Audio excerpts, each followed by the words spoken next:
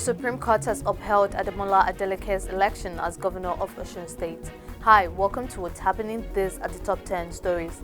At number 1, the Supreme Court has upheld Ademola Adeleke's election as governor of Osun State.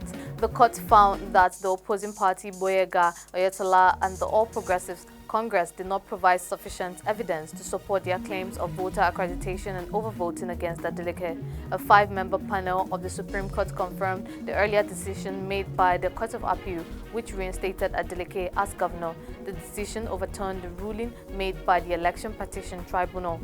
At number 2, the presidential election court in Abuja has postponed the hearing of a petition by the Allied People's Movement and the People's Democratic Party until Thursday. The court has asked both parties to discuss and agree on the documents to be presented during the hearing. The hearing was adjourned to allow other parties, including the APC and INEC, to respond to the PDP's request for live broadcast of the proceedings. At number 3, the Vice President of Nigeria, Professor Yemi Osinbajo, has introduced a 240-megawatt turbine called Afam 3 Fast Power located in Rivers State and owned by the Transcorp Group. Osinbajo arrived at the unveiling ceremony by helicopter, where he was greeted by the chairman of the Transcorp Group, Tony Elumelu. During his speech, Osinbajo stated that electricity subsidies in 2020 amounted to 584 billion naira, but the introduction of service-based tariffs has resulted in the Nigeria electricity supply industry collecting double the amount in the first quarter of 2023, reaching 80 billion naira. At number 4, with the official announcement of the zoning formula of the All Progressive Congress for the 10th National Assembly, a frontline speaker candidate, Honorable Benjamin Kalu, has officially withdrawn from the race. He, however, declared his intention to run for the office of Deputy Speaker. Kalu, who represents Bende Federal Constituency, Abia State, in a statement by his media aide, extended his gratitude to all who supported him while he vied for the speakership of the 10th Assembly. At number 5, the governor of the Central Bank of Nigeria, Godwin Emefiele, has warned shipping companies that they will be punished if they export goods without proper documentation. He spoke at a summit focused on the potential of non-oil exports to generate foreign exchange earnings for the country. He urged exporters to document their exports and repatriate their earnings for the benefit of the Nigerian economy, but acknowledged that some people try to bypass the process by exporting goods without documentation. At number 6, in Anambra State, security operatives have successfully killed 2 gunmen and apprehended a group of robbers with the help of vigilantes in a joint operation, as stated by the Anambra police spokesperson Ikenga Tobechukwu on Tuesday.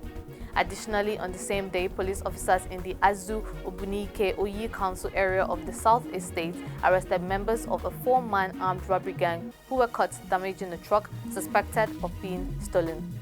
At number 7, the Sokoto State House of Assembly has approved a bill to regulate expenses related to marriage and other local ceremonies in the state.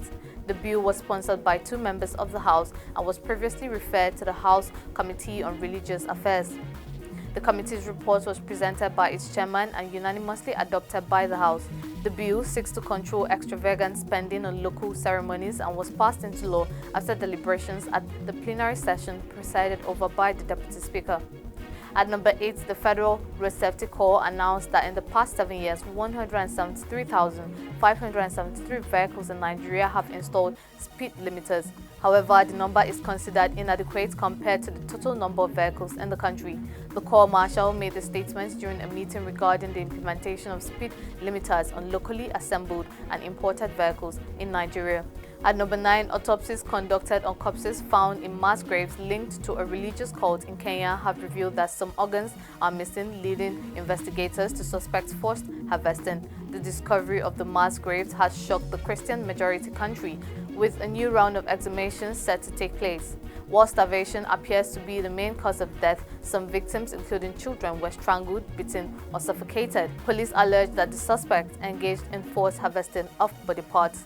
Finally, at number 10, the United Nations Human Rights Chief Volker Turk expressed concerns over Iran's high number of executions, averaging more than 10 per week, with at least 209 people executed since the start of the year, mainly for drug-related offenses.